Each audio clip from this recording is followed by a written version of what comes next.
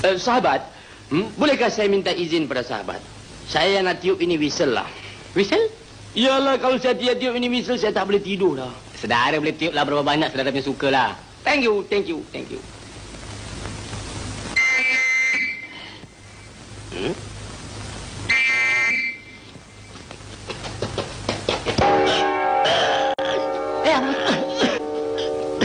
Apa pasal pula? Pisau melekat belakang aku dah. Aduh, sakit. Aku mati dah. Salah jatuh dah. Alamak Tuan, apa dah jadi ni? Margina, apa kau sudah bikin sama aku punya sahabat? Kau bunuh sama dia ke? Kau tak ada guna punya perempuan. Kau tak ada guna punya perempuan. Tak guna nak kesian sama sahabat aku. Alamak ya, apa dah jadi dah ni? Apa dah ni semua ni? Apa? Inilah perompak yang nak merompak rumah kita, Tuan, dan membunuh kita. Dan di luar itulah kepalanya. Di luar tu kepalanya. Alamak, tak sangka minyak boleh jadi orang. Oh, rupanya kau kepala penyamunnya. Engkau menyamar sebagai saudagar. Kalau engkau berani, engkau bangunlah lawan sama aku sekarang.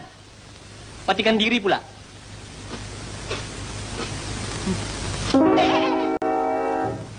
Apa pasal engkau senyum? Aku mati dalam iman.